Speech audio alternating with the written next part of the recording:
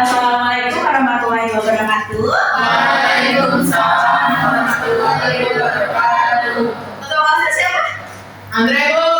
Saya Bu. Sebelum kita mulai belajar hari ini, apakah ada pertanyaan terlebih dahulu? Ke kelasnya silakan, Bibi. Sebelum mulai pelajaran hari ini, kita berdoa terlebih dahulu. Berdoa dimulai.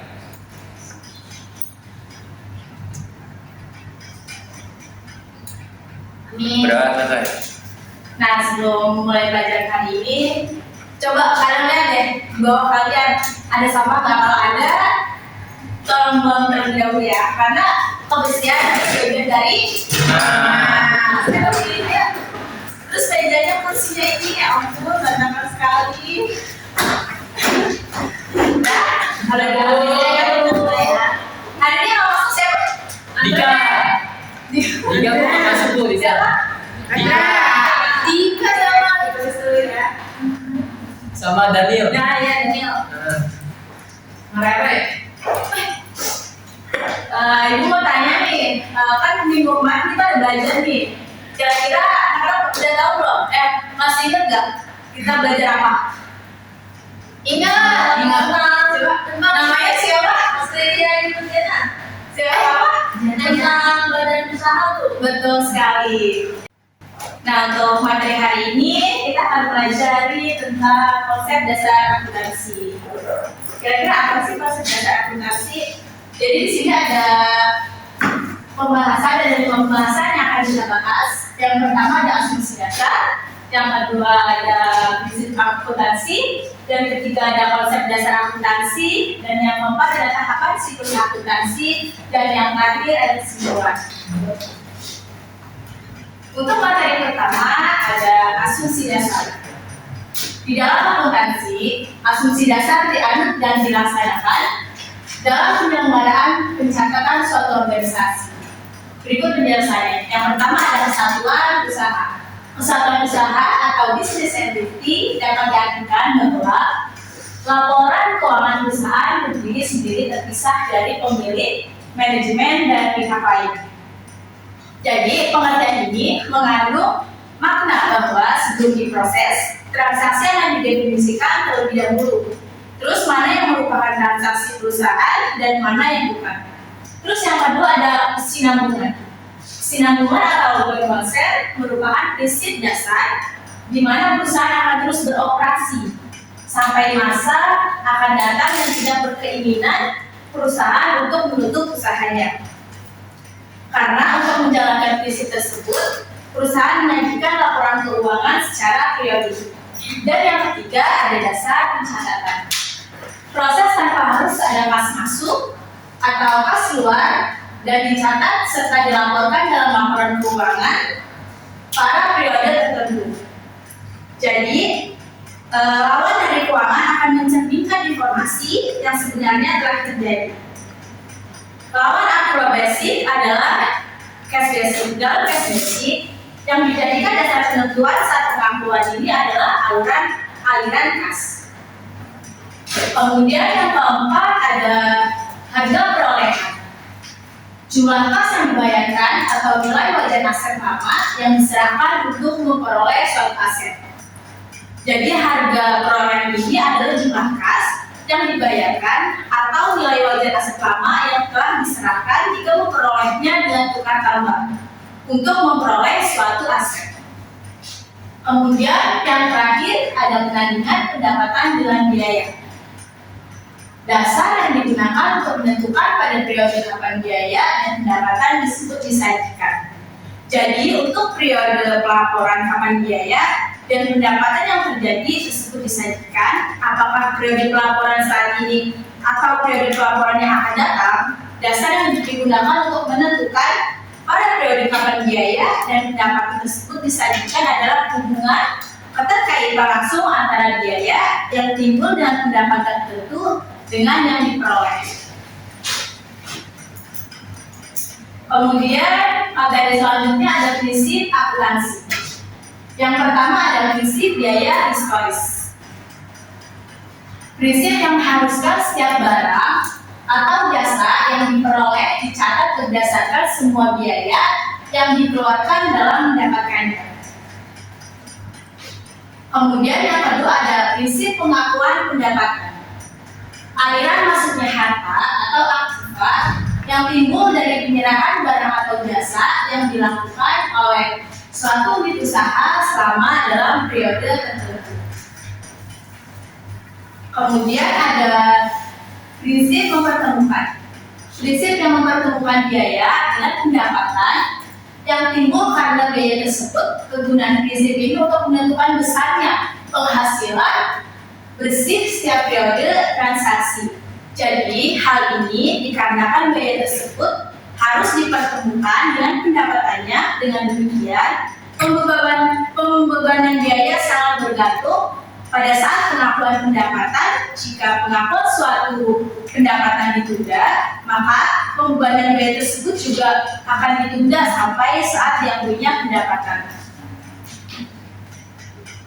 Kemudian yang keempat ada prinsip konsistensi, yaitu suatu metode dan prosedur yang digunakan dalam proses akuntansi harus diterapkan secara konsisten dari tahun ke tahun dengan tujuan agar laporan keuangan dapat dibandingkan dengan tahun sebelumnya. Jadi, apabila terdapat perbedaan pos dalam dua periode, maka perbedaan itu bukan selisih akibat penggunaan metode yang berbeda. Dan yang terakhir ada prinsip pengungkapan umum. Prinsip yang menyajikan informasi lengkap dalam suatu laporan keuangan. Informasi merupakan suatu ringkasan dari transaksi dalam satu periode dan juga saldo dari rekening tersebut. Jadi hal ini tidak mungkin untuk memasukkan semua informasi yang ada ke dalam laporan keuangan. Jadi sebelum kita mulai materi selanjutnya, kayaknya ibu lihat udah pada bosan ya. Kita main game atau speaking biar kalian fokus. Mau nggak? Mau. Jadi nanti ibu akan kuliah pagi, siang, sore, malam. Kalau pagi tepuk satu tangan, kalau siang dua kali, kalau sore 3 kali, kalau malam jangan. Jadi kalau ada yang salah berarti kalian kurang fokus. Tahu? Paham. Pagi, siang, sore, malam. Berarti fokus ya. Kalau fokus kita mulai lagi materinya. Pagi, siang, sore, malam. Nah, ada fokus kita mulai lagi materinya ya. Ya Bu. Selanjutnya ada konsep dasar akuntansi. Konsep entitas usaha. Suatu perusahaan pada dasarnya dianggap terpisah dari pemiliknya. Dalam hal ini, harta atau kekayaan perusahaan dipisahkan dari harta atas kekayaan. Jadi, semua seorang pemilik pada perusahaan dicatat sebagai tambahan modal perusahaan. Adapun pengambilan kekayaan oleh seseorang pemilik perusahaan dicatat sebagai pengurangan modal melalui perkiraan yang dinamakan dengan PRE. Hal ini yang dimaksud dengan konsep entitas usaha, business entity concept. Jadi adanya konsep entitas usaha ini tidak perlu harus sama dengan batas hukumnya. Contohnya nih adalah pada perusahaan induk dan perusahaan yang merupakan entitas hukum tersendiri, tetapi penggabungan aktivitas perusahaan ini tidak berguna untuk tujuan akuntansi. Hal ini berlaku pula pada suatu departemen atau divisi yang dapat dipandang sebagai entitas tersendiri. Dan materi selanjutnya ada tahapan siklus akuntansi. Yang pertama adalah melakukan penyusunan neraca saldo yang datanya bersumber dari saldo-saldo yang ada pada buku besar. Kemudian yang kedua ada melakukan penyusunan jurnal, penyesuaian untuk menyesuaikan dengan keadaan atau fakta yang sebenarnya pada akhirnya periode, dan penyusun kertas kerja atau neraca lajur yang berfungsi untuk mempermudah penyusunan laporan keuangan.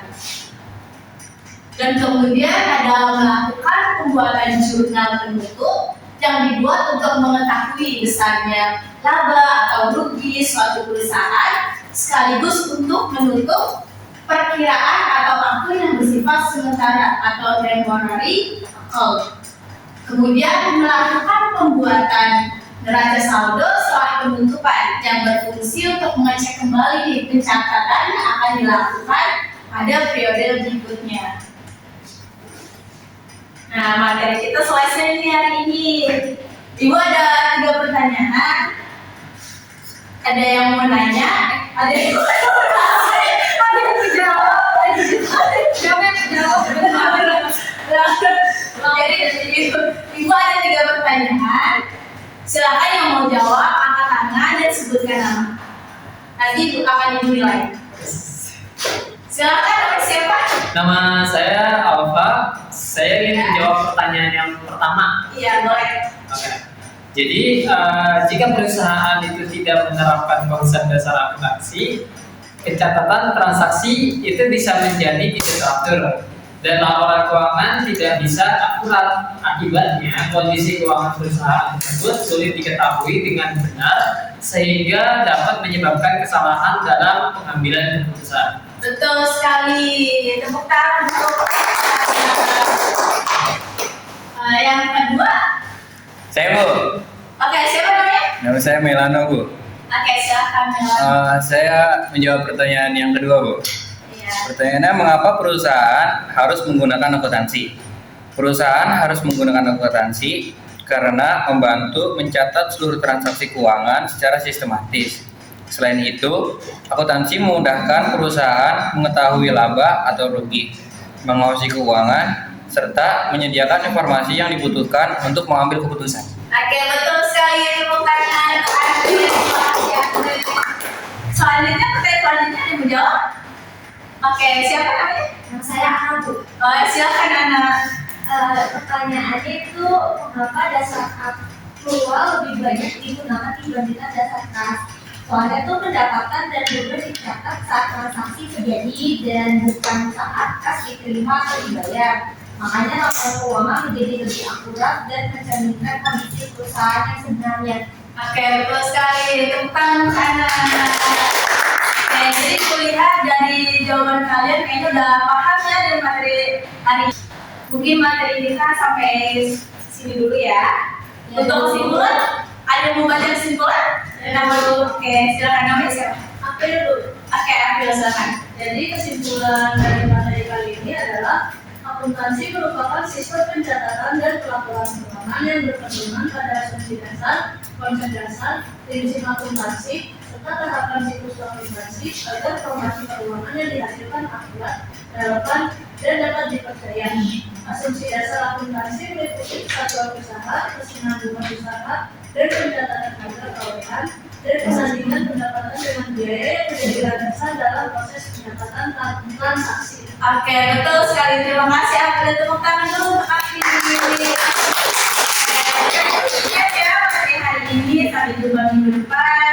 Jangan lupa untuk tugasnya. Kita ada tugas ya di bab 5 halaman 80. Jangan lupa dikerjakan ya. Baik, Baik, Ibu. Ibu.